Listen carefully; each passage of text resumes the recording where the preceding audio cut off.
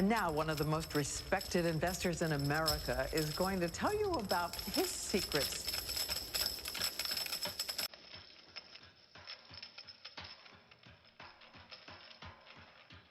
Warren Buffett. It's the sound of money.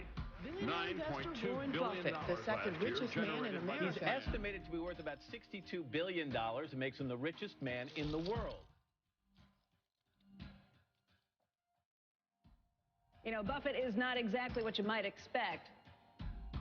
Even though he's in the money business, he doesn't even own a calculator or a computer. He takes the long view, and it's made him billions, many billions. Maybe you can beat the House, but I don't think you can beat Warren Buffett. Buffett filed his first tax return at 13 years old. But he's no average billionaire, Tom. No, he certainly isn't, Matt. He's a $44 billion average Joe. But Warren Buffett has an approach that doesn't make him very popular with his fellow billionaires. Warren Buffett, the boy from Nebraska who grew up to become the Wizard of Omaha. What was it about him that allowed him to become the richest man in the world? How did he do it?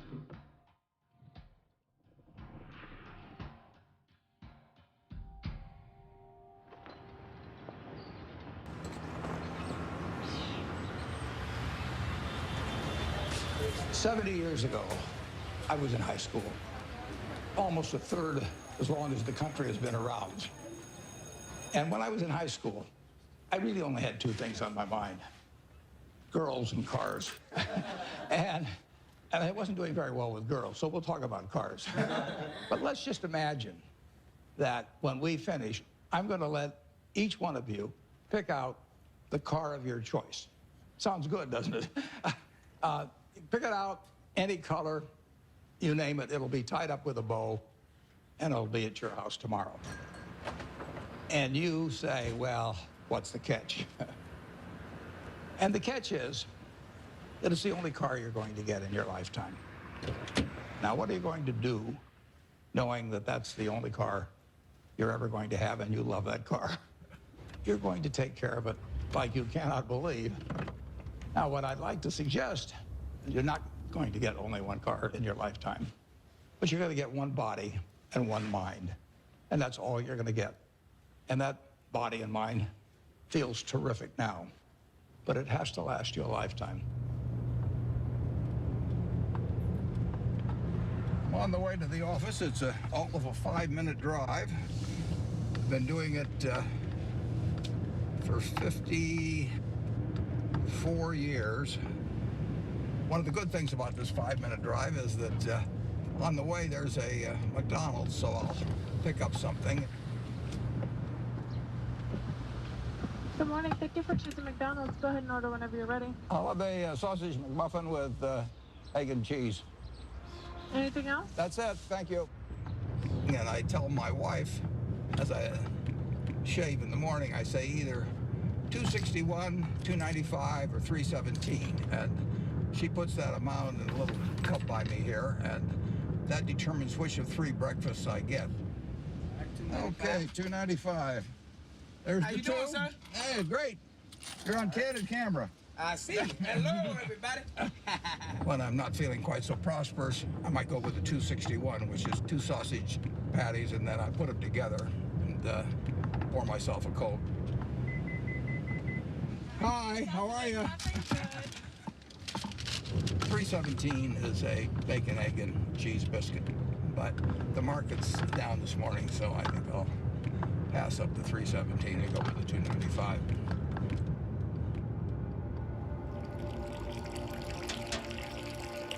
I like numbers. Started before I could remember. It just felt good working with numbers.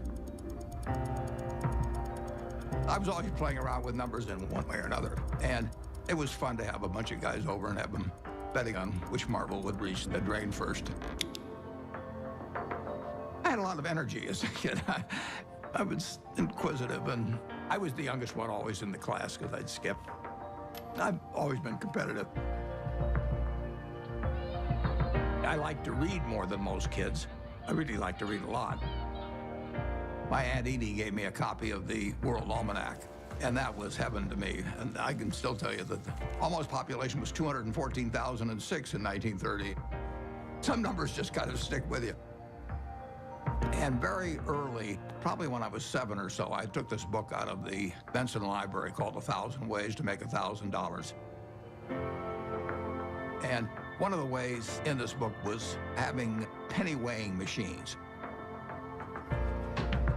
And I sat and calculated how much it would cost to buy the first weighing machine and then how long it would take for the profit for that one to buy another one. And I would sit there and create these compound interest tables to figure out how long it would take me to have a weighing machine for every person in the world. I had everybody in the country weighing themselves 10 times a day, and me just sitting there like John D. Rockefeller's weighing machines. The allowance when I was a little boy was a nickel a week, but I liked the idea of having a little more than a nickel a week to work with, and I went into business very early. I started selling Coca-Cola door to door. I sold gum door to door, or sold Saturday Evening Post, Liberty Magazine, Ladies Home Journal, you name it. I think I enjoyed the game almost right from the start. But I like being my own boss. That's one thing I liked about delivering papers. I could arrange the route I wanted. Nobody was bothering me at 5 or 6 in the morning.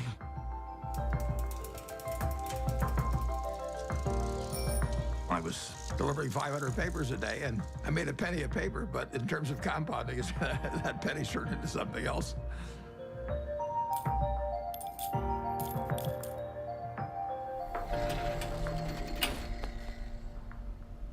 Einstein is reputed to have said that compound interest is the 8th wonder of the world or something like that. And it goes back to that story you probably learned when you were in grade school where somebody did something for the king and the king said, "What can I do for you?" And he said, "Well, let's take a chessboard and put 1 kernel of wheat on the first square and then double it on the second and double it on the third." And the king readily agreed to it. And by the time he figured out what 2 to the 64th amounted to, he was giving away the entire kingdom. So it's a pretty simple concept, but over time, it accomplishes extraordinary things.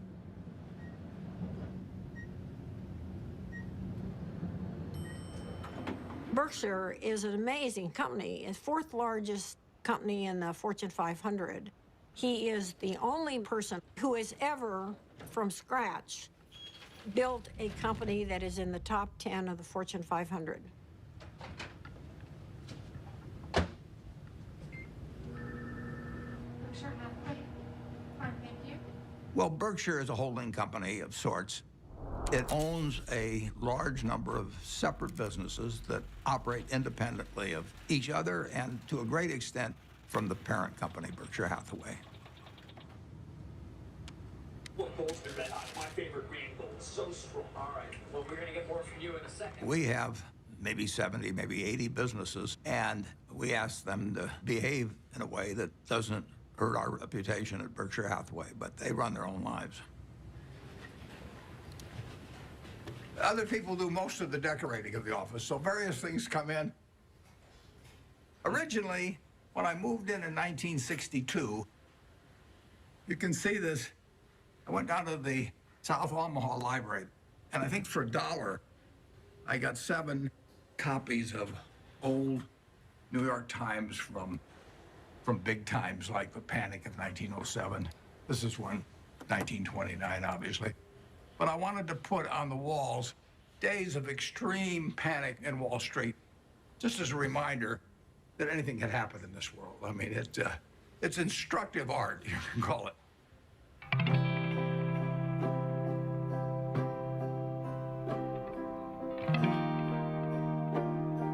I was born in 1930 here in Omaha, Nebraska, during the stock market crash.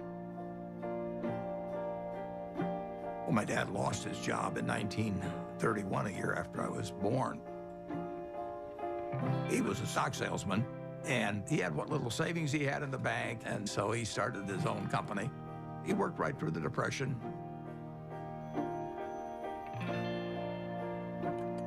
He had an investment company, and as an adult, when I look back, I thought, wow, did that ever take a lot of nerve? Sometimes we'd go down there on Sunday and we could play with the adding machine. My brother and I tended to play the games together.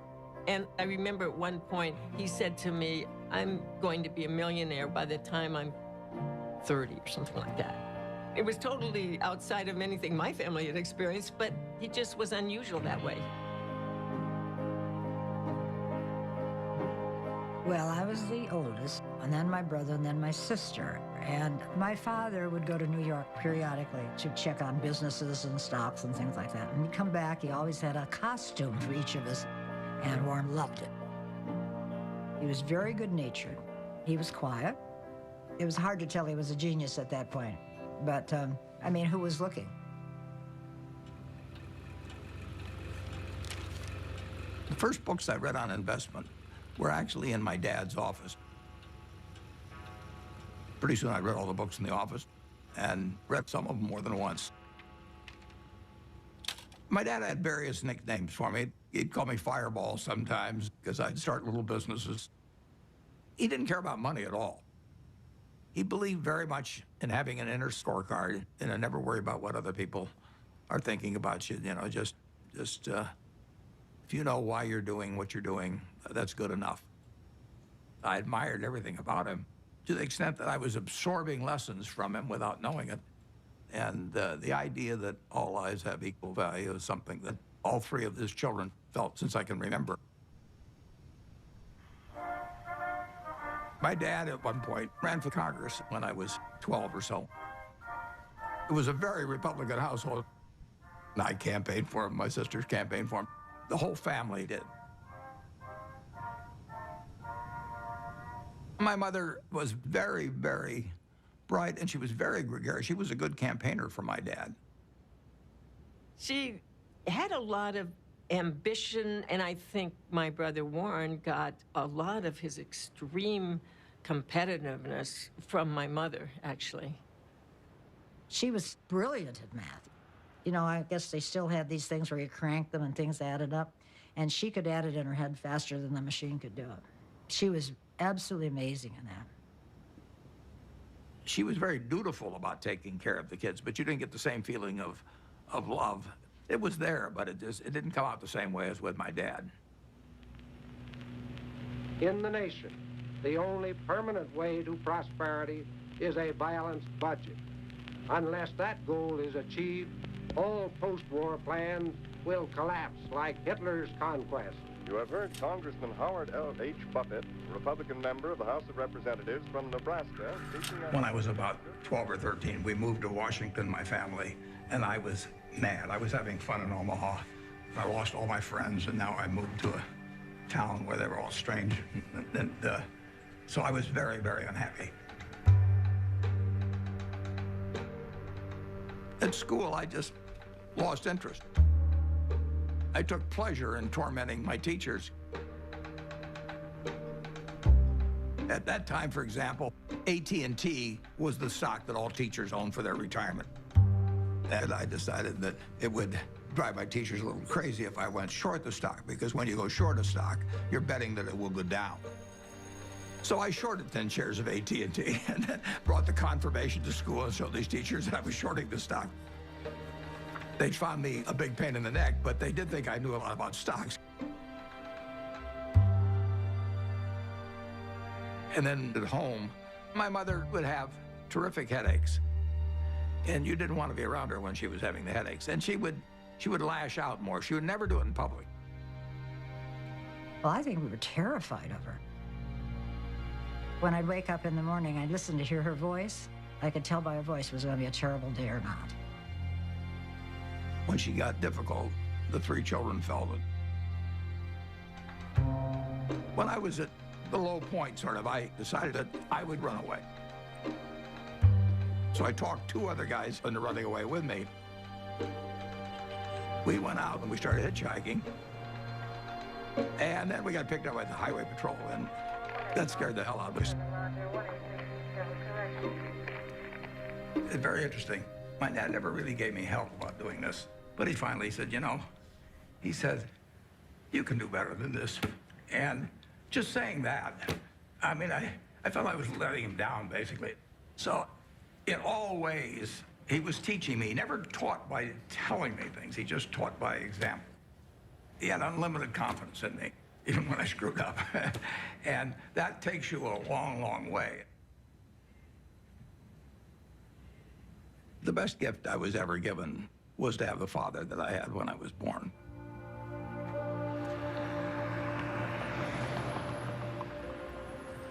I didn't want to go to college. I was 16 when I got out of high school, and I was buying stocks. I mean, I actually was having a pretty good time, and I didn't see that there really was much to be gained by going to college, but my dad kind of jollied me into it. He had a roommate who was a friend of mine, and the roommate said it just drove him crazy because he studied all the time, when Warren would come in like 15 minutes before the exam and just ace his way through it. I finished in 3 years because I had enough credits, and I was in a hurry. I wanted to get out. When I got out of the University of Nebraska, I applied to Harvard Business School. They told me I was to get interviewed in a place near Chicago. I got there, and he interviewed me for about 10 minutes. And he said, forget it. You're not going to Harvard. And so now I'm thinking, what do I tell my dad? You know, this is terrible. And it turned out to be the best thing ever happened to me. Later that summer, I was looking through a catalog. And in the catalog, it had these names of people that were teaching. And one was Graham and another was Dodd. I had read this book by the two of them. So I wrote him a letter in mid-August. And I said, dear Professor Dodd, I said, I thought you guys were dead. But now that I found out that you're alive and teaching at Columbia, I would really like to come. And he admitted me.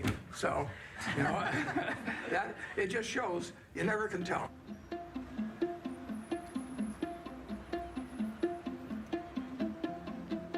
Gentlemen, that's Graham. Ben was this incredible teacher. I mean, he was a natural, and he drew us all in. Are Wall Street professionals more accurate in the shorter term than the long-term forecast? Well, our studies indicate that you have your choice between tossing coins and taking the consensus of expert opinion. And the results are just about the same in each case. It was like learning baseball from a fellow who was batting 400. It really shaped my professional life. There are two rules of investing, according to Warren, and he learned this from Ben Graham. Rule number one, never lose money. Rule number two, never forget rule number one. Ben Graham basically coined the term value investing. He believed in careful scrutiny of a company's financial statements, and that if you bought value, it would eventually prove out. A few years ago, I went to Amazon, and sure enough, they had this manual there. So while reliving my youth, other guys were going to Amazon probably and buying old Playboys or something, but I bought old Moody's manuals instead. And when I got out of school, I started selling stocks. I was 20 years old at the time and looked about 16 and acted about 12. So I was not the most impressive salesperson anybody ever met. But what I would do was I went through page by page looking for possibly undervalued stocks. Is this like going through an old family album? Better.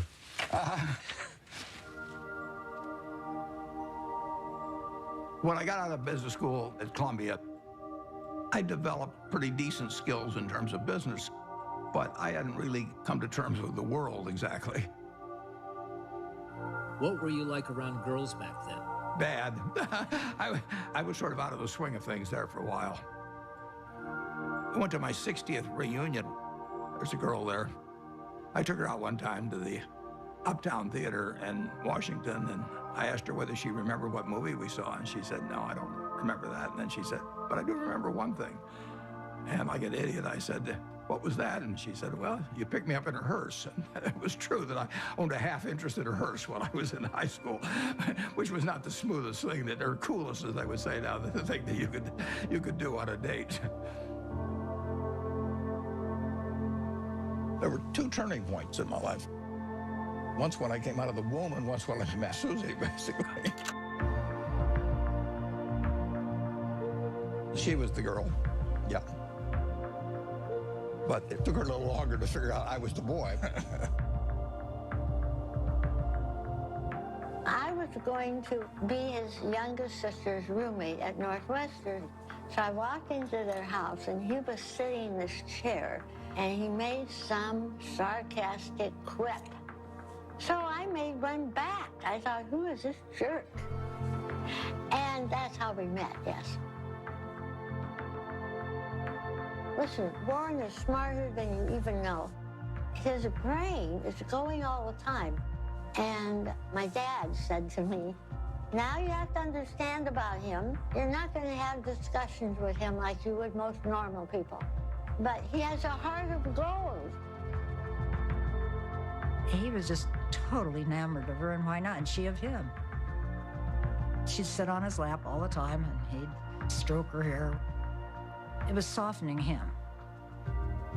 Susie was really kind, considerate, and she was the balancing force. I just got very, very, very lucky.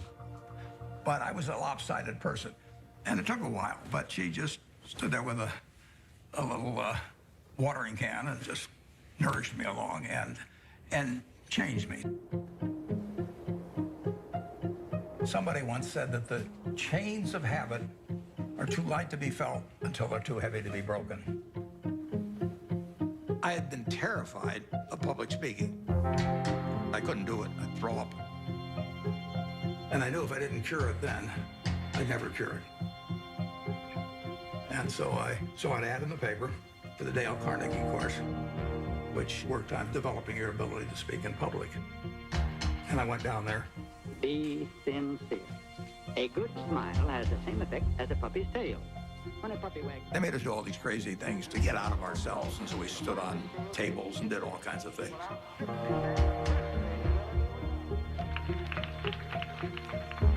If I hadn't have done that, my whole life would have been different. So in my office, you will not see the degree I got from the University of Nebraska. You'll not see the master's degree I got from Columbia University, but you'll see the little award certificate I got from the Dale Carnegie course. As a matter of fact, every week, the instructor would give a pencil to whoever had done the most with what we'd learned the week before. And so in the fourth or fifth week, I proposed to her mother, and she said yes. And so that week, I won the pencil, and I also got engaged. I mean, it was an incredible week. The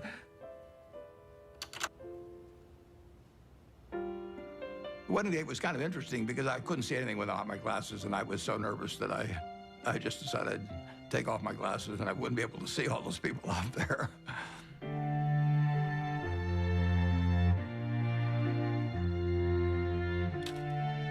She was 19 when we got married, and I was 21. But she was so much more mature than I was, there's no comparison.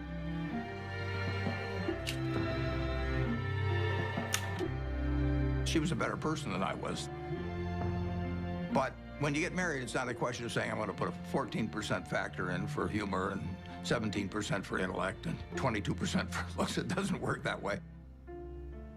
I knew it was the right decision, and it was.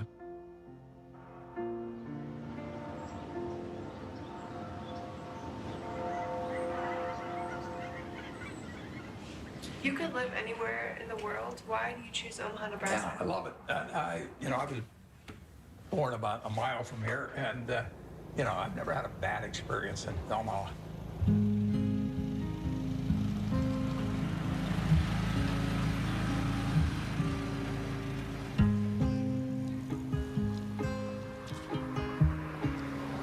Omaha and Nebraska are home to me. Everything about it seems like home. It's a pace, it's relationships. There's a lot of continuity, there's a lot of community, there's a lot of friendship. It's a very solid place and friendly place in which to grow up and in which to conduct a business.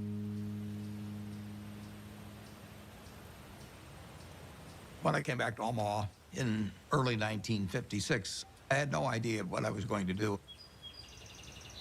But a few months after I came back, some members of the family said, what should we do with our money? And I said, well, I'm not going back in the business of selling stocks, but if you would like to join me in a partnership, I said, I'll be glad to do it. So within a couple of months after coming back, I set up the first partnership.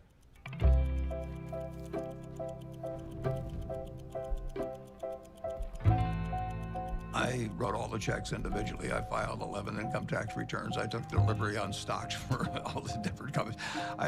I was a one-man band there for 6 years. Warren would sit upstairs in his little office there, and I would bring up the name of a company, and most of the time, he knew much more than I did about the company. He'd know how many shares were outstanding, he'd know the capitalization, he'd know the earnings. It was absolutely incredible. I mean, when Warren said something, it meant a heck of a lot. And I think all of us paid a lot of attention to Warren when he took a definite stand on something. When I first met Warren back in 1959, I recognized immediately that he was a very intelligent person. For the last 4 or 5 years, the stock market has been booming along and presumably forecasting better business, which has really not materialized. So maybe the stock market is really correcting a previous incorrect forecast this time rather than making a new correct one. He made a lot of money buying thinly traded securities that were incredibly cheap statistically. Warren was at that time dealing with small companies, and his investments often were to buy a company that you could figure was a discarded cigar butt, but it had one more smoke in it. And he wanted to buy at the right time to be able to benefit from the one smoke. The first partnership started with $105,100. I put up the 100 and the other people put up the 105,000. And then at the start of 1962, I moved to Kiewit Plaza. And by the time I moved to Kiewit Plaza, we had $7 million invested, and a fair amount was profits. I was then renting a house. I never owned a house to that point. And then 2 years later, I bought the house I live in today in 1958.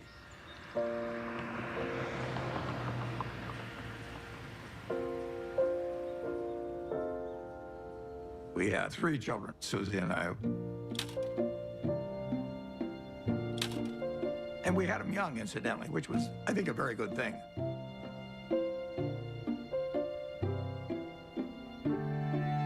My daughter, Susie, was born here. I named her Susie just like that as soon as I looked at her, because she looked just like her mother. And she was a cinch.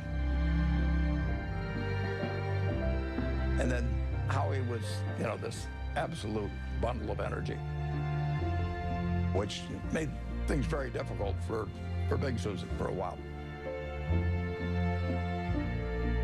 Peter again reverted back to Susie's personality, and he was an easy child.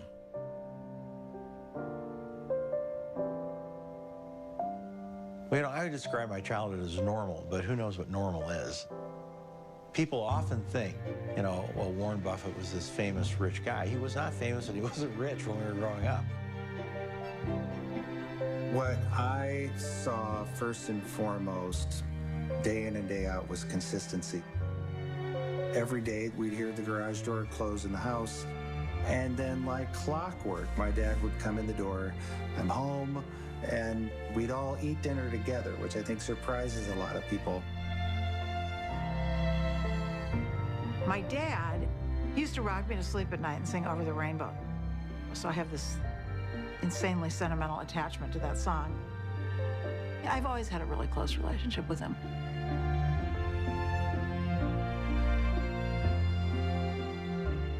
I've got 3 very different kids, and they've got a common heart, which they got from their mother. She did most of the work, by far, of bringing up the children, which was probably a good thing. They have more of her qualities than mine, which I would recommend. Well, my mom was the biggest part of my life growing up. Even though I got disciplined on a regular basis, and she was usually the one doing it, she was still my best friend. She was somebody who would help anybody. I mean, whether she knew them or didn't know them or maybe even didn't agree with them, she would still help them. She was incredibly empathetic, and she was interested in every person individually. She never cared about money or business at all. I mean, he would go around saying, I'm going to be the richest man in the world. And I think, well, it's like somebody says I play music and I'm going to be Mozart. I don't know. How does anyone know? How does anyone know, you know? So that was okay. I don't really care about that. I would say that Susie led Warren toward changing his political views. He grew up as a young Republican. His father was a Republican congressman. But Susie saw things in different ways. She was the catalyst.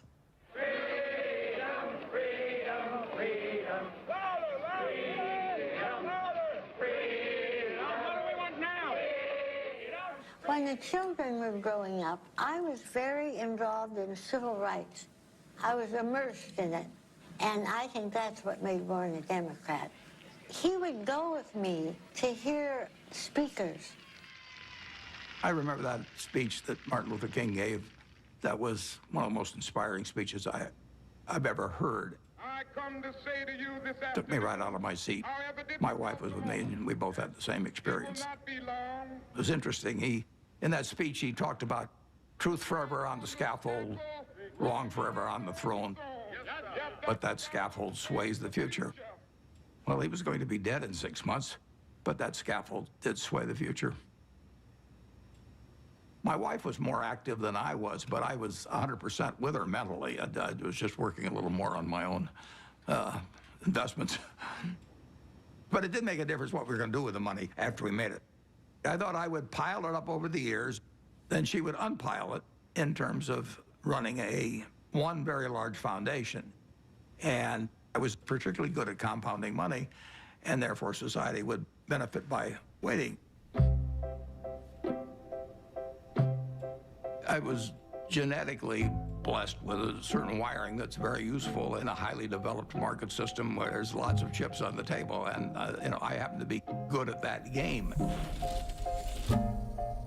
Ted Williams wrote a book called The Science of Hitting, and in it he had a picture of himself at bat and the strike zone broken into, I think, 77 squares. And he said if he waited for the pitch that was really in his sweet spot, he would bat 400, and if he had to swing at something on the lower corner, he would probably bat 235. And in investing, I'm in a no-called strike business, which is the best business you can be in. I can look at 1,000 different companies, and I don't have to be right on every one of them or even 50 of them. So I can pick the ball I want to hit. And the trick in investing is just to sit there and watch pitch after pitch go by and wait for the one right in your sweet spot. And if people are yelling, swing you bum, ignore them. There's a temptation for people to act far too frequently in stocks simply because they're so liquid. Over the years, you develop a lot of filters. And I do know what I call my circle of competence. So I stay within that circle, and I don't worry about things that are outside that circle. Defining what your game is, where you're going to have an edge, is enormously important.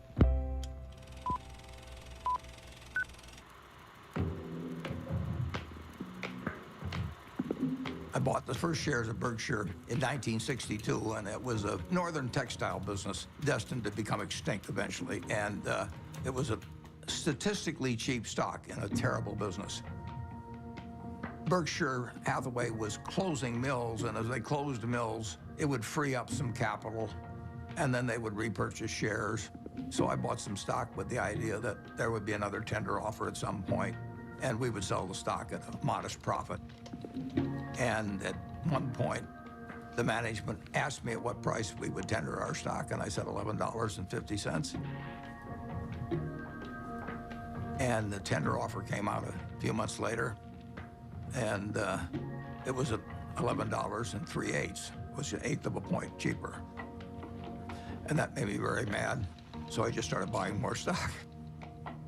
I just felt that I'd been double-crossed by the management, and in May of 1965. I bought enough so we controlled the company, and we changed the management.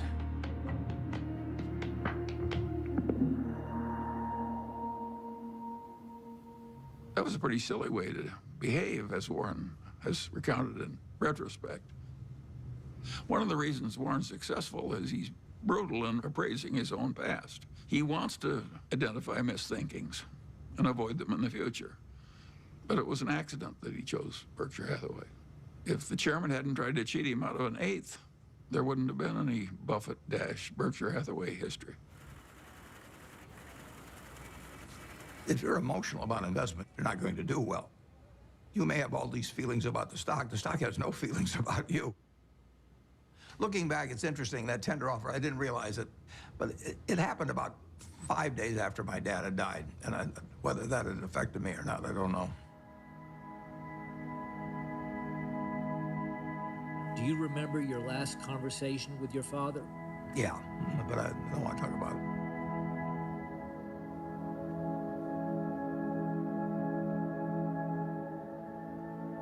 I think it just sobered him and hurt him.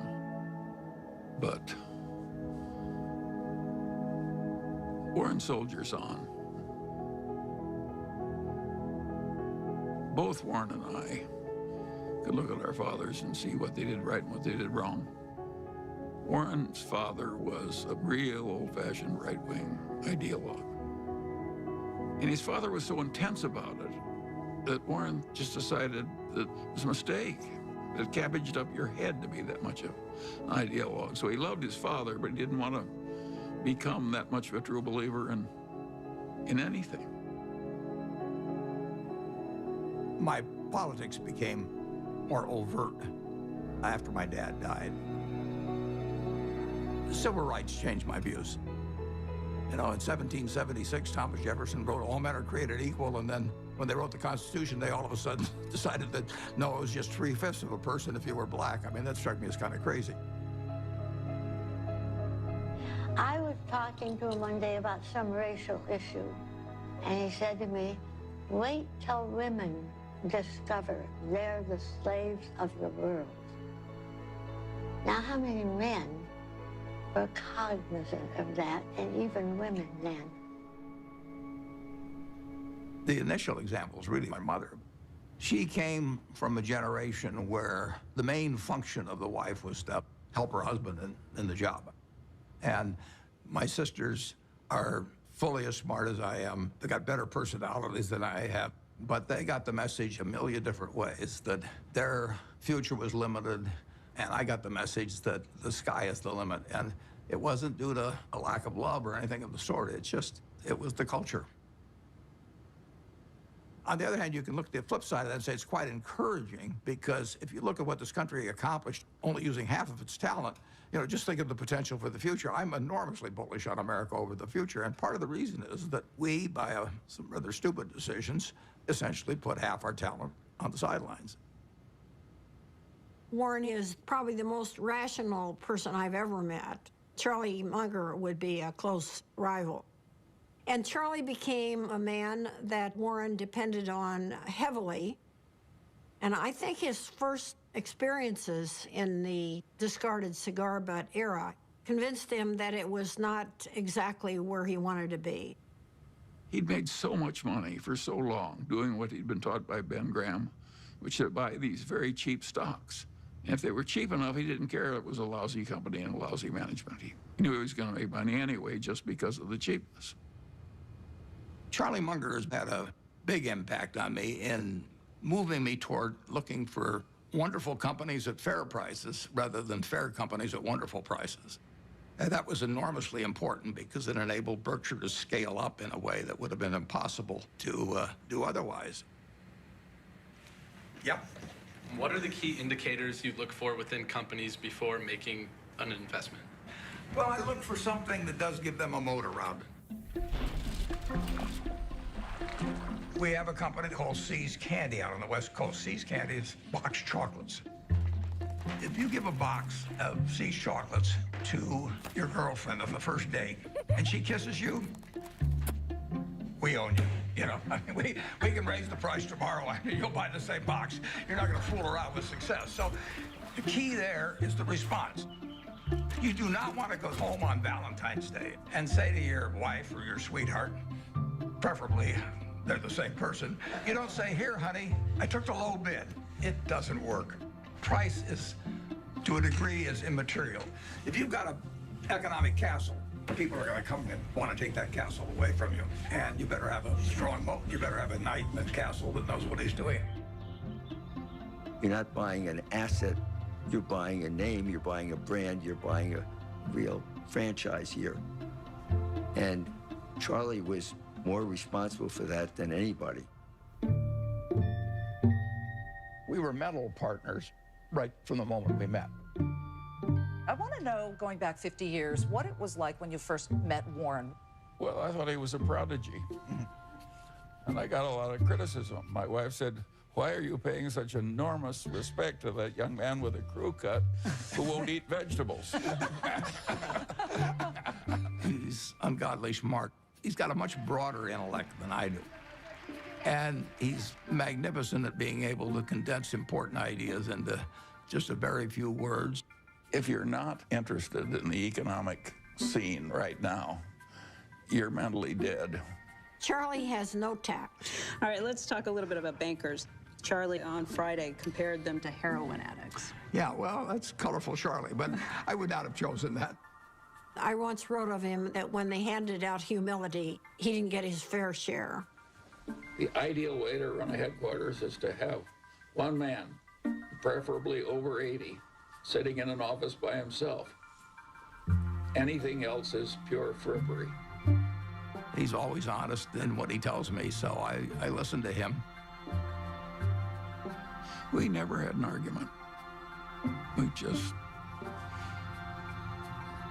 kind of roll with it easily. Suppose Warren doesn't want to do something that I would have done. And suppose that happens 4 times over 40 years or something. What the hell difference does it make to me? Net, the record is working out fine.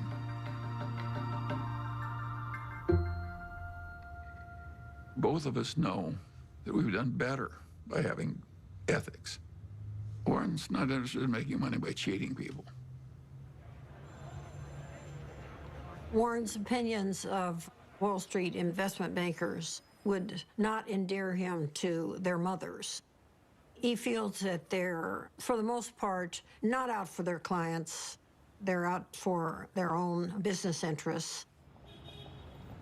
In the late 1960s, there were just a flood of accounting shenanigans and mergers built upon false accounting and misleading people. It was a time when a lot of charlatans were prevailing in Wall Street and were being applauded by Wall Street. And I understood what the game was about, but I didn't want to play in it. So I closed down the partnership at the end of 1969, and I took on the title of chairman for Berkshire Hathaway. Well, I think the modern Berkshire is pretty much all a reflection of Warren. I have constructed a business that fits me. It's kind of crazy to spend your life painting if you're painting a subject you don't want to look at. I've gotten to paint my own painting in business on an unlimited canvas, in a way. It's a different sort of place. I work with a great group of people that make my life very easy and that take good care of me. We have 25 people in the office, and if you go back, it's the exact same 25, the exact same ones. We don't have any committees at Berkshire. We don't have a public relations department. We don't have investor relations. We don't have a general counsel. We don't have a human relations department. We just don't go for anything that people do just as a matter of form. It's exactly the life I like. And it's not work to me. It's just a form of play, basically.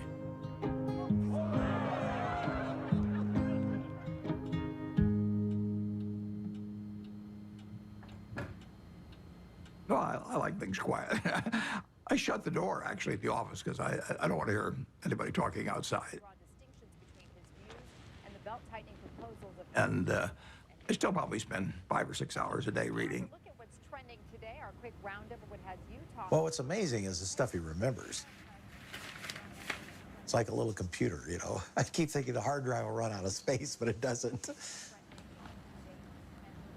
He's one of the smartest people we know.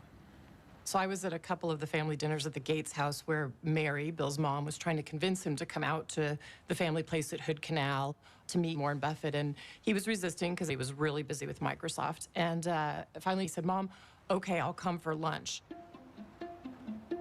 So the two of us flew out there somewhat reluctantly because, you know, buying and selling stocks, which is how I thought of Warren, wasn't a particular interest to me and didn't seem like value added.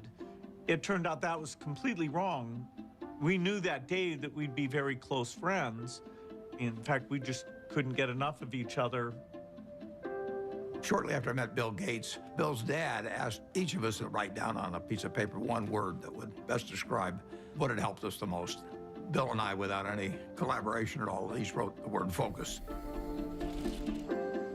Well, focus has always been a strong part of my personality. If I get interested in something, I get really interested.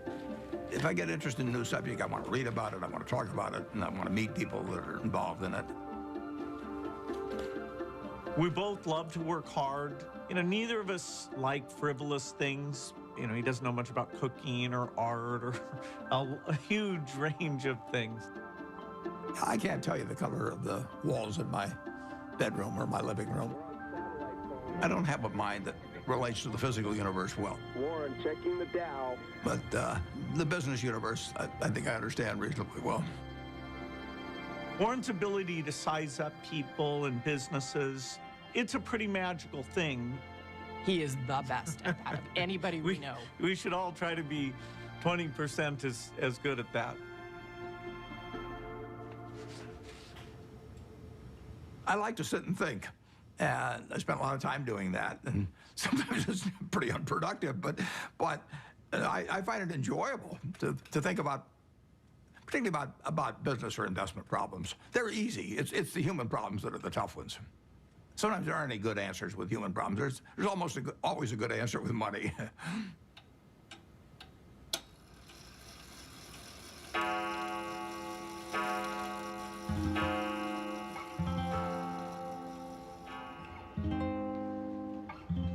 He was sort of a genius. I think sometimes geniuses are by default lonely and isolated. He was not really well adjusted. He was just this funny, humorous guy who maybe had a moat around him because he was afraid and he didn't know anyone that he wanted to let in. And to this day, I don't know, well, nobody knows him like I do, and probably any wife would say that. But,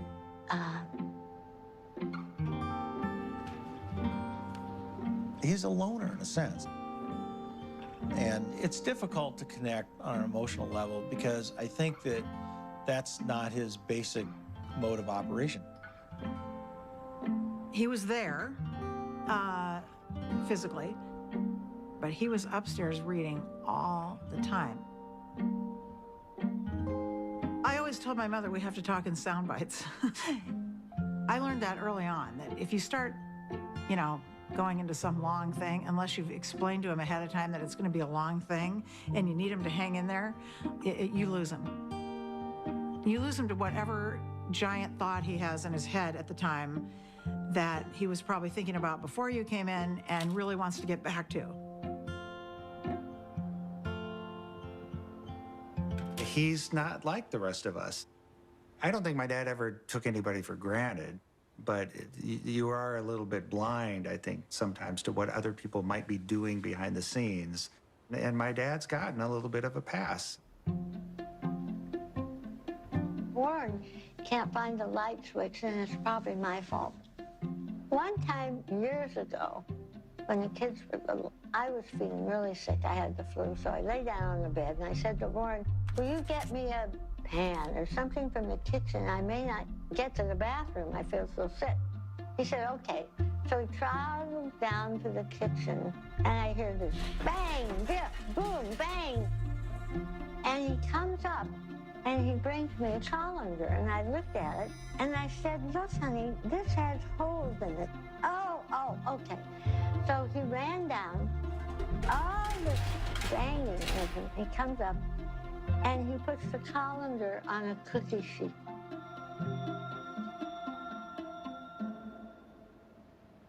Physical proximity to Warren doesn't always mean that he's there with you. He's so cerebral, you see. And that's why I learned to have my own life. We were two parallel lines, but very connected when he was open to connecting. I did make a joke at one point. I said, we could make a tape of Mom yelling, bye, Warren, I'll be back later, and then have the door slam, and you would just think she was here. I don't think he knew what she was doing most of the time.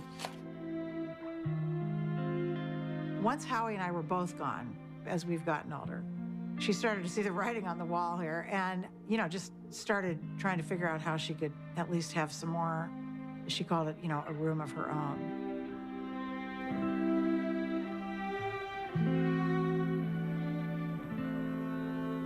The worst mistakes involve not understanding other people as well as you might.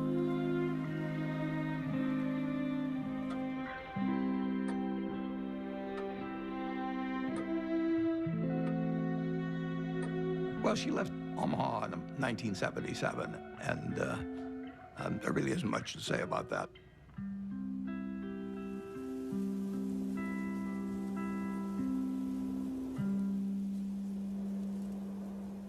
It was devastating for him. And I came home because I can't say I was mad at her exactly, but I kept thinking, how can you leave him? He can't function by himself. So my mother, she'd asked a bunch of her friends to sort of look in on him. And Ostrid was one of them. So I called Ostrid. I said, Ostrid, will you take one, make him some soup, go over there and look after him because he's not going to make it. And it took him a while to figure it out, but he figured it out. I said, I'm not leaving you because I'll be wherever you want me when you want me. My mom moved to San Francisco, and I think one of the reasons it was important for her to leave Omaha was because she just felt like she was kind of trapped in this environment, that everybody knew who she was, that she, couldn't have her own identity. He knew that there was something she needed to do, and that she really recognized that the money gave us all and her a choice in a lot of ways that a lot of people didn't have. There was a time Warren was getting criticized that here was this very, very rich man who was getting richer every year and really wasn't giving a lot of money away. And there was terrific criticism by some people, which Warren never said anything about. The biggest thing in making money is time. You don't have to be particularly smart, you just have to be patient. Susie didn't want to wait as much as I did, but she never quite appreciated compounding like I did. That is a disagreement we have. I run a foundation now. I think we should be giving more money away. But I understand why we don't, because it's business. To me, the crux of it is that it wasn't the money itself. You can see that in the way he lives. I mean, he doesn't buy huge paintings or build big houses or anything like that. It's all mental with him. And the money is his scorecard. And he used to say to me, everybody can read what I read. It's a level playing field. And he loves that because he's competitive. And he's sitting there all by himself in his office reading these things that everybody else can read. But he loves the idea that he's going to win. I'll tell you how you do it. Have you ever seen a juggler juggle 25 milk bottles. How did he ever get to do that? The answer is he started with 1 bottle, then 2, then 3, and just kept doing it, and pretty soon he was at 25. And that's the way we did it. So basically, we started out with cash and ended up buying a bunch of businesses, including insurance companies. Insurance is in itself a profitable business, but it has the additional advantage of creating something that's called float. And float is the money that hangs around Berkshire while a claim is waiting to be paid. And Warren turned out to have an extraordinary ability to use the money thrown off by the float to buy companies that fed the growth of Berkshire. In 1983, Mrs. B cashed in on her business by selling control for $55 million to a company owned by investor Warren Buffett.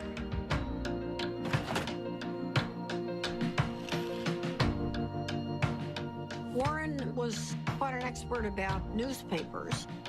He got interested in the Post because he recognized it as a greatly undervalued company. He had to write me a letter. Dear Mrs. Graham, I've just bought 5% of your company, and I mean you no harm. And I think it's a great company. I know it's Graham owned and Graham run, and that's fine with me. And I thought, whoa, this guy's really terrific. He used to come to board meetings with about 20 annual reports, and he would take me through these annual reports. I mean, it was like going to business school with Warren Buffett. Kay Graham did introduce Warren to the world of Washington, entirely different group than he had ever dealt with before. It was clear that working with Kay gave him a different kind of confidence, and he was the star. Everyone wants to hear what Warren Buffett has to say. The Oracle of Omaha, building his image and having some fun. Berkshire shares have increased more than 2,000% in value. One of the largest market capitalizations in the world, and it could grow a lot larger since Warren Buffett shows no sign of slowing down. So how did he do it? By investing in what he knows and understands. Good old-fashioned American brands like Coca-Cola, Fruit of the Loom, and Dairy Queen. What inspired you? This inspired me. Find what you like. Is that what Yeah, absolutely. Today, the Coca-Cola Company will sell almost 2 billion 8-ounce servings of one form or another of Coca-Cola products. Now, if you get an extra penny a day, a penny a serving, that's $20 million a day. That's $7.3 billion a year from 1 penny more. When you own Coca-Cola, you own a little piece of the minds of billions and billions of people. That is really good. Who's got the most $100 bills these days? Well, his name is Warren Buffett in this country, and he has just displaced his friend Bill Gates as the richest businessman in the world.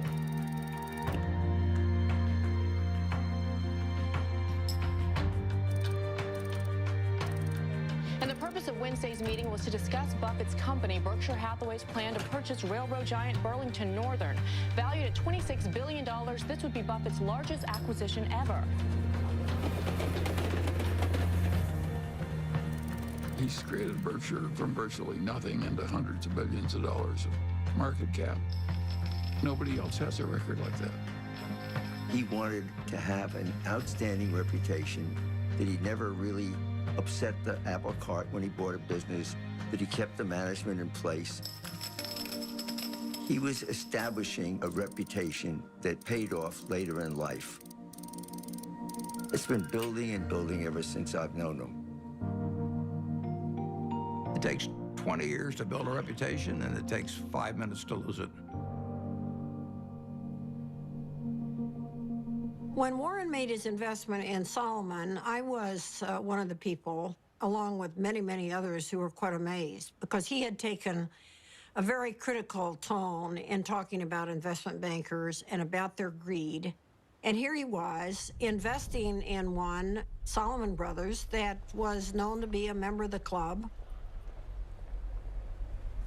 Warren and Charlie went on the board, and Charlie couldn't stand what was going on there and didn't like the culture at all. And shortly after they got involved, the thing exploded.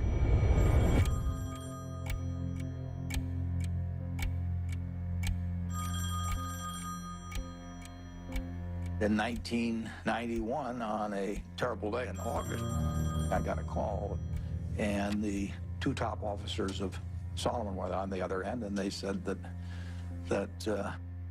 we had a problem. This is NBC Nightly News. Good evening. It is the kind of scandal that rocks Wall Street and raises questions about the integrity of our financial institutions.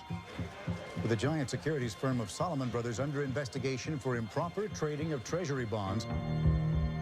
Salomon admitted it exceeded the limit of trading in government bonds, once by buying bonds in the name of a customer who didn't even know about the deal. Salomon Brothers is under investigation by the Treasury Department, the Federal Reserve, the SEC, and the Justice Department. But more important than the fate of the firm itself is the impact their actions could have on the public trust and on the credibility of the American market worldwide.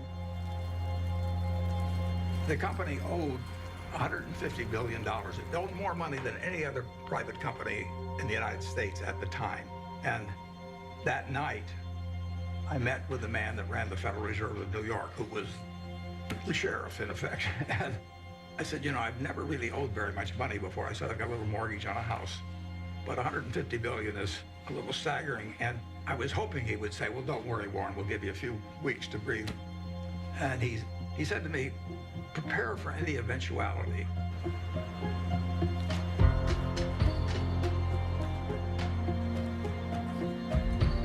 Earlier today, the U.S. Treasury Department announced that it had suspended Salomon Brothers from participating in the auction of new issues. It was one more jolt for a scandal-scarred Wall Street.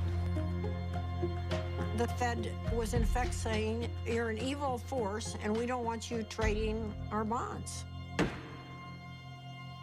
It was a huge turning point for Warren. And he believed that at that particular point, his reputation was on the line. Warren had 24 hours to make up his mind as whether he was going to go forward or just bow out. And I think at that point, Salomon Brothers could have gone into bankruptcy. And Warren stepped up and took responsibility. Okay, I'm Warren Buffett. I was elected interim chairman of Salomon Inc. A few hours ago at a board of directors meeting. Why was it necessary for you to step in, and what is your mandate of leadership?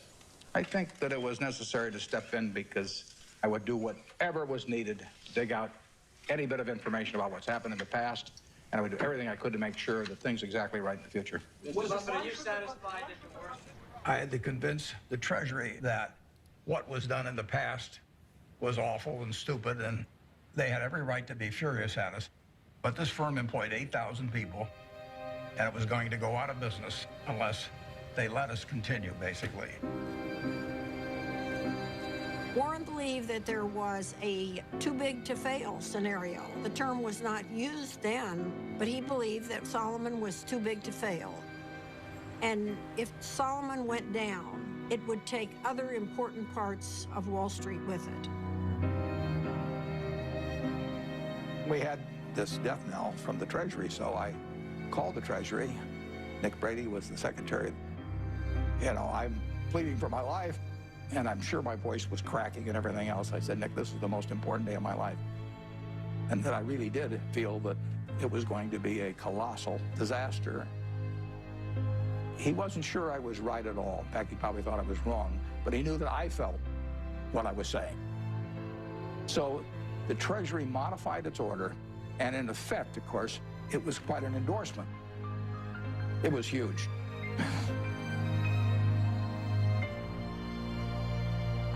It saved Salomon. Nick Brady went with Warren because he trusted him. It shows how having a good reputation is really helpful in life. I thank you for the opportunity to appear before this subcommittee. I would like to start by apologizing for the acts that have brought us here. The nation has a right to expect its rules and laws to be obeyed. But I also have asked every Salomon employee to be his or her own compliance officer. After they first obey all rules, I then want employees to ask themselves whether they are willing to have any contemplated act appear the next day on the front page of their local paper, to be read by their spouses, children, and friends. If they follow this test, they need not fear my other message to them. Lose money for the firm, and I will be understanding. Lose a shred of reputation for the firm, and I will be ruthless. I welcome your questions.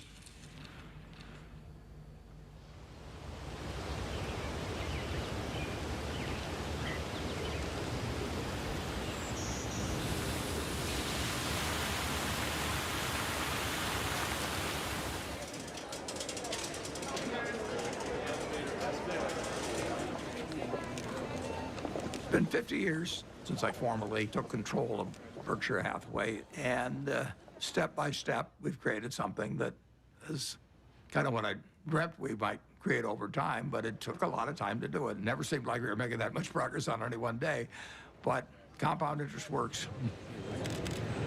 When you think back 50 years ago when you founded this company, did you ever imagine it would be the 5th largest company in the world? No, I didn't. But if I was thinking about it, I wouldn't have thought in terms of being the 5th, or the 4th, or the 3rd. You would have wanted number 1. Well, I mean, if you're going to dream, you might as well dream.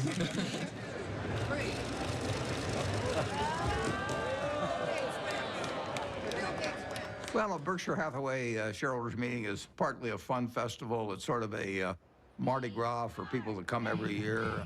It's a chance for us to have a lot of fun and meet the people that have entrusted us with their money. Well, we used to have just 30 people in a cafeteria, and now we have this huge public spectacle. Celebration is part of making a group of people work well together.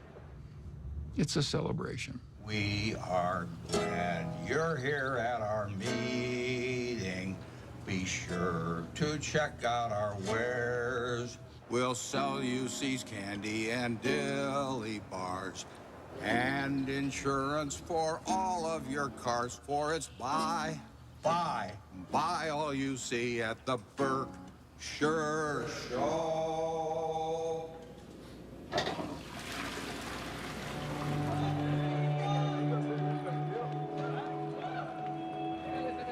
He truly loves to do what he does. I think investors who own Berkshire Hathaway, they see themselves as a part of a community. There are more long-term holders of Berkshire than any company. People consider it a religion. They don't buy it with the idea they're going to sell it next week. I think most of them buy it with the intent of holding it for their lifetime, just like they'd buy a farm or buy an apartment house. At Berkshire, everybody gets the same information from the comprehensive annual report. We don't meet with the analysts. I'm not interested in what an analyst thinks about Berkshire. I'm interested in what the owners of Berkshire think about Berkshire. He came out of a private partnership where people he knew were trusting him. And he had his relatives in the partnership, and they were not rich. And as it got bigger, started treating everybody else the way he treated his relatives. In terms of our feeling toward the people who are shareholders, we regard them as our partners. They're not some faceless group of people. And that's why at the annual meeting, I love seeing 40,000 of them. It gives real meaning to what we're doing every day. Let's try. If you knew Susie like I know Susie, what a gal. We just have a lot of love and respect for each other, and that's never changed. I don't go to most things in Omaha because I think Oxford lives there with him, and that's for her to do. And then we do all kinds of things. Strange as it may seem to people, I always think, who cares? If it's working between the people who are directly involved, who cares what anyone thinks? And my mother and Oxford were very close. They really, really loved each other. And I think that my mother was glad that she was there because she loved my dad. She wanted him taken care of and happy. And There's no one better than Astrid. I mean, she loves my dad. She wouldn't care if he had 1 cent. Well, Astrid has lived with me for a long time. She's done wonders for me. It worked well, but I don't think it'll work for lots of other people necessarily. Susie and I loved each other, and we admired each other, and we were totally in sync with what the other was doing, but we were two different individuals.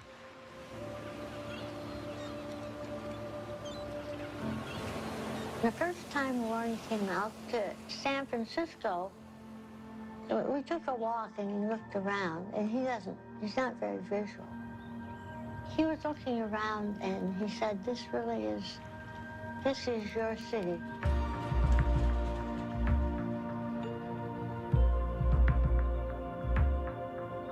I am so drawn to color and light and form and nature that he thought it was a good place for me.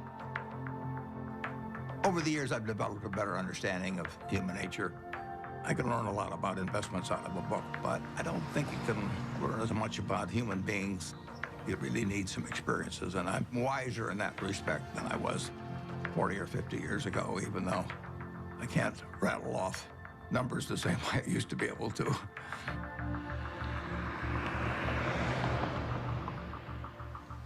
Well, I think that what we do reflects who we are. And that's true for everybody in this room. And if you do the work I do, you meet the best human beings in the world. People who have made a choice not to make money, but to serve other human beings. I think it's the best kind of life anyone could have. I was with her in Arizona at this Fortune Most Powerful Women's Conference, and she told me that she'd had a biopsy the day before, and I didn't really think much of it. Then we got home, and the biopsy results were not good. It was stage 4 oral cancer. I was on my way to a board meeting in India, and I remember saying to her, I'll see you when I get back. And she rarely cried, and she just started crying. I said, no, you need to stay here, and you need to come out for the operation. So we were all there, and the day she was going into the surgery that morning, my dad, it's funny, there's some of it he just can't, he just can't. The thought of something happening to her was just, for him, it was just the worst thing that could happen. She knew it was going to be really difficult. She knew the recovery was going to be brutal. So I think that she had that surgery for others. It was quite a big surgery. She couldn't talk, she couldn't swallow, she couldn't eat. But she came out, and I really was with her for the next 4 months or so. And my dad came out every weekend.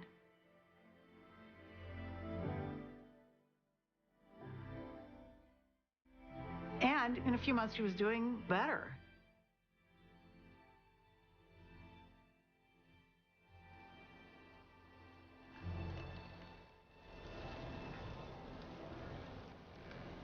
She and my dad had gone to Cody, Wyoming, which they did every year with a bunch of friends.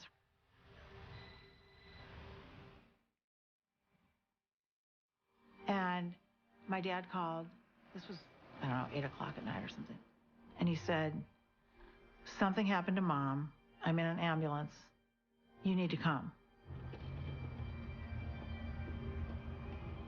I actually thought something had happened to my dad. I don't know why I thought that, but I guess I thought, my mom had this recovery, it was successful, and why would anything happen to her?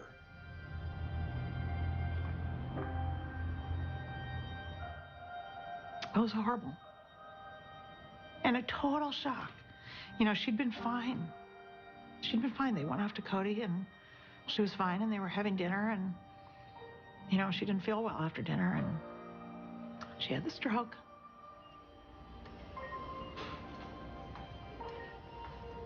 We went into the hospital room, and my dad was sitting there. He'd been sitting there all night, holding her hand.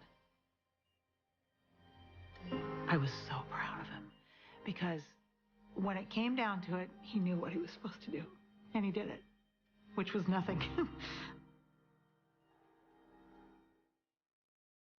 So my dad went to sleep, And I sat with her, and I just kept putting my hand on her heart to see if she was breathing. And at one point, I didn't feel anything. So I went out and I got the nurse. And I said, can you come in here? And she said, no, she's gone. So I have to say one of the worst moments of my life was waking my dad up to tell him that.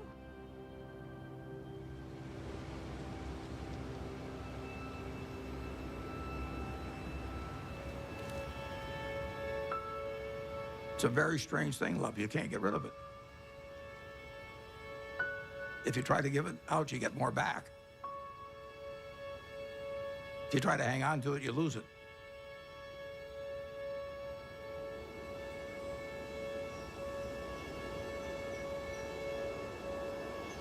Susie really put me together.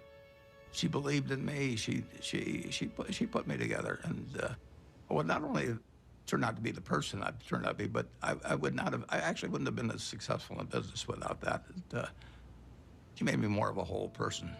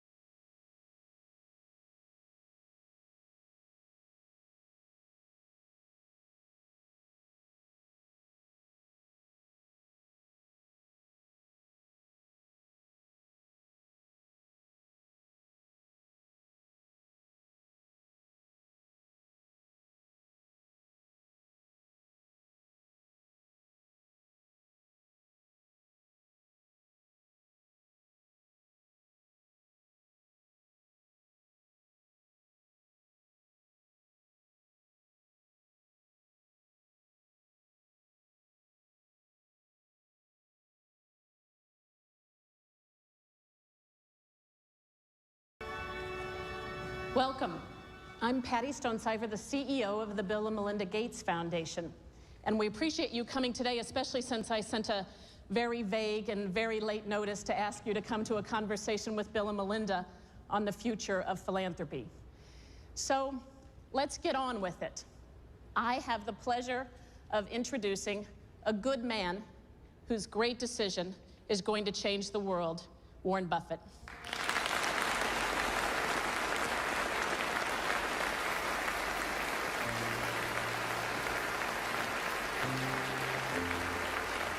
A remarkable decision tonight from one of the richest men in the world.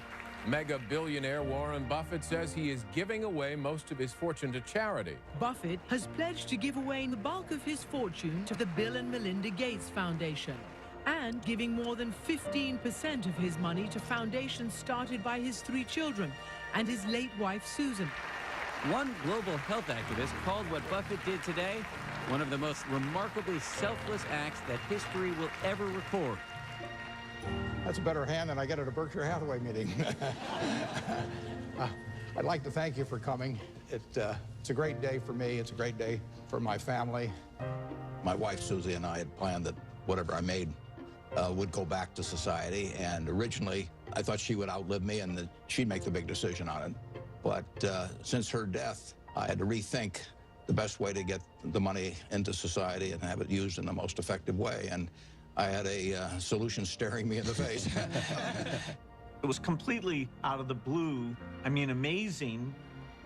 The largest single gift ever given was what he gave away that day. I'd like to ask the people representing those various foundations to come out. First 3 letters are easy to sign. I just signed Dad.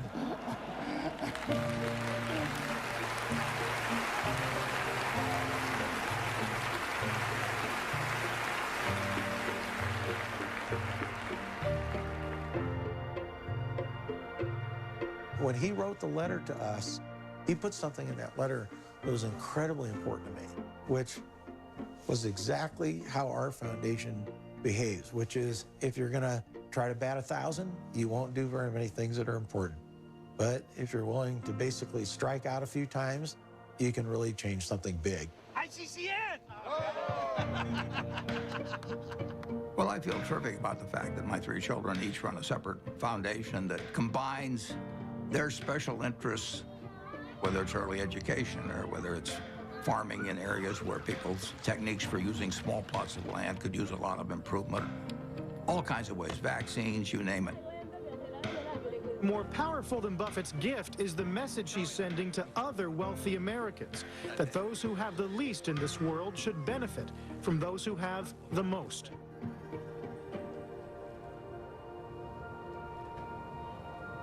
In my entire lifetime, everything that I've spent will be quite a bit less than 1% of everything I make. The other 99% plus will go to others because it has no utility to me.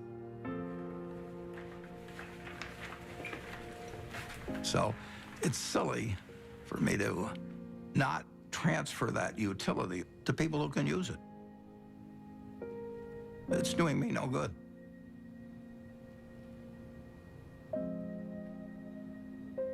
I am so proud of what we do. I almost cry at every board meeting because I just think she would be so proud. And that is my biggest job, in my opinion, is to make sure that every penny gets spent the way she would want it spent.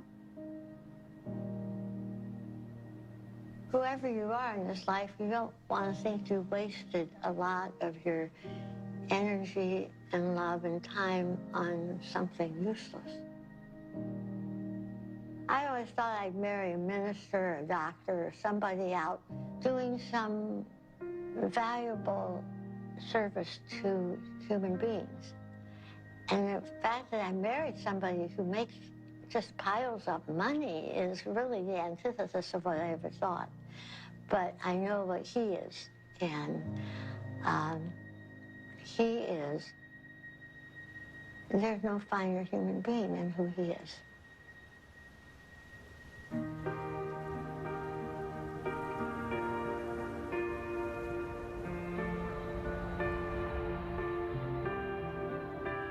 The truth is that I'm here in my position as a matter of luck.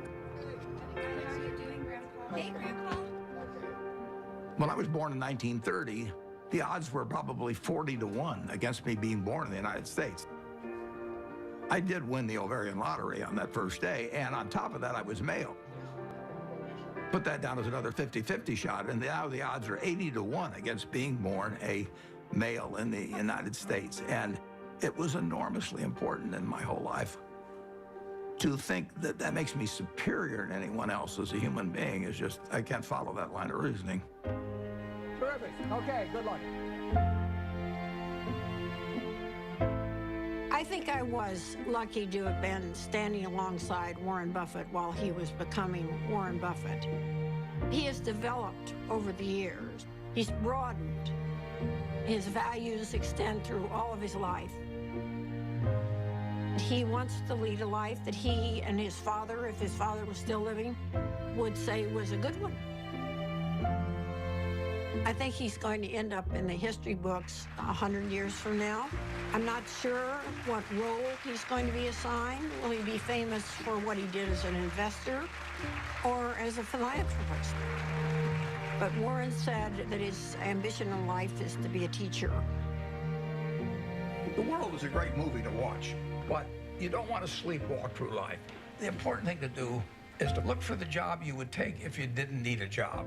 And life is wonderful then. I mean, you know, you jump out of bed in the morning because you're really looking forward to the day. I have, for over 60 years, been able to tap dance to work just because I'm doing what I love doing. And I just feel very, very lucky. Okay, class dismissed.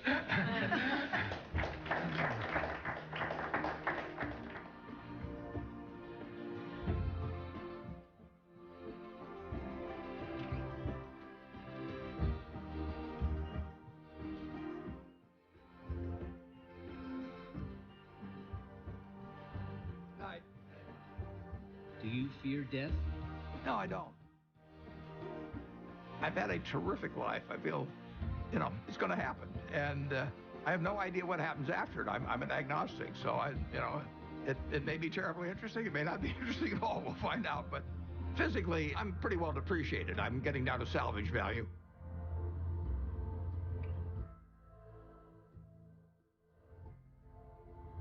But it really doesn't make any difference at all. It doesn't interfere with my work. It doesn't interfere with my happiness, doesn't interfere with my thinking.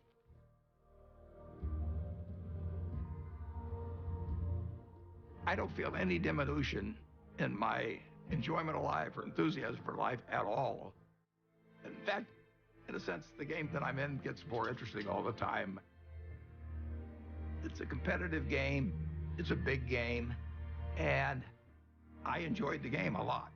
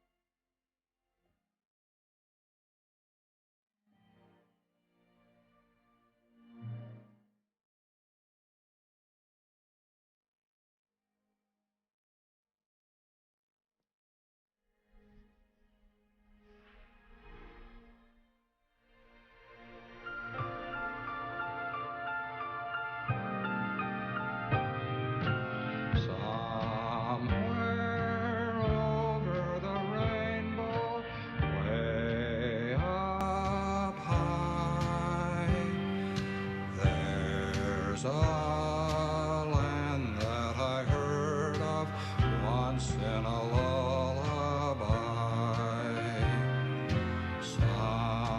Somewhere over the rainbow, skies are blue, and the dreams that you dare to dream really do come true.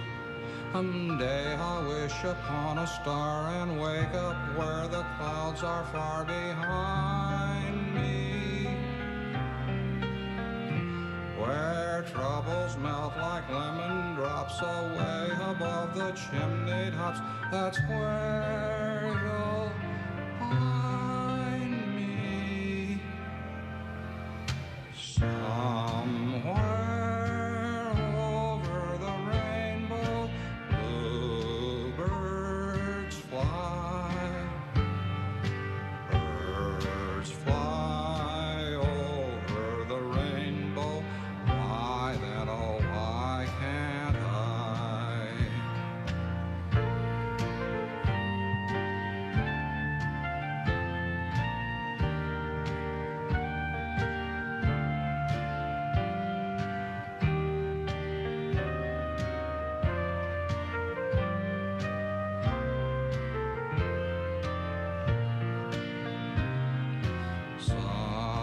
Somewhere over the rainbow, bluebirds fly.